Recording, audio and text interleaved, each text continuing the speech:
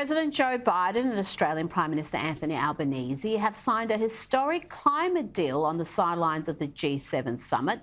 The pact will see the countries work together to develop solar, wind, storage technology and hydrogen markets, to name just a few. Anthony Albanese said the agreement signified the largest action by any country to tackle climate change and bolster clean energy investment. That means more of your tax dollars being invested in renewables, but will that see energy prices fall? Will it mean we have reliable, plentiful energy supply? The man to tell us the facts is energy expert and author of Fossil Future, Alex Epstein. Alex, thank you for your time. Joe Biden and Anthony Albanese have made climate concerns the third pillar of the Australia-US alliance, alongside defence and economic cooperation. And in fact, Alex, they say climate concerns will be the central pillar. Is that a good outcome for Australia?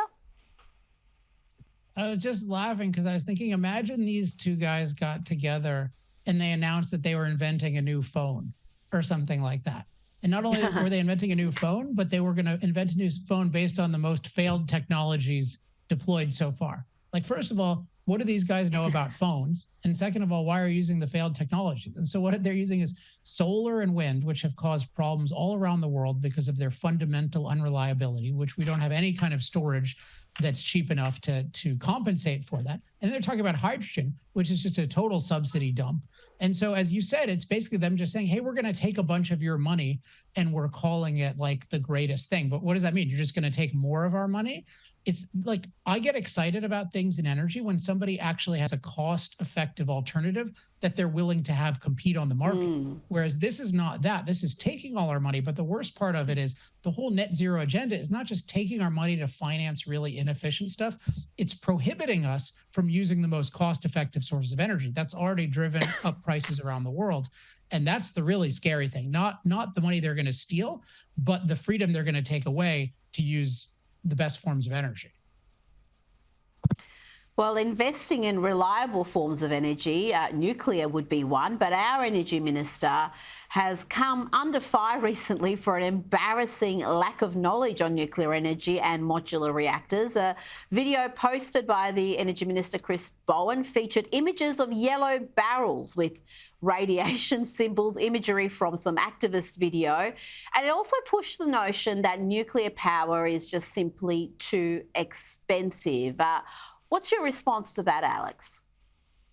I would say everyone has to watch this video, although maybe that'll help him in some way. But I mean, this video is really, this guy is a piece of work. Every time I see him speak, I have the thought, well, like, this guy definitely shouldn't be anywhere in a position of power. And then I'm reminded, oh, wait, he's like the head of energy in Australia. So his whole thing is, like, one of his things is nuclear is too expensive. Like, that's one of his central things. And he totally evades the fact that it's policies like Australia's anti-nuclear policy that makes it expensive. So I call this the Tanya Harding case against nuclear, right? Where you cripple something and then you say, hey, why can't you compete? Why can't Nancy Kerrigan compete, right? Why can't nuclear compete?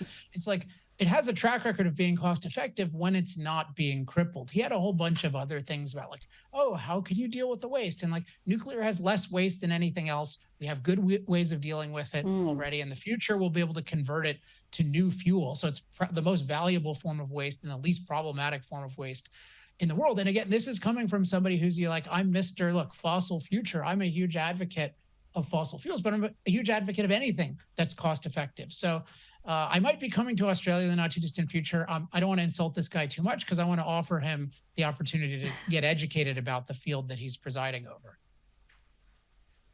Oh, look, if you can educate Chris Bowen, you will be a national hero. I can't see that happening because I don't think he's even open to the discussion. He's not even open to receiving any sort of information that challenges his narratives.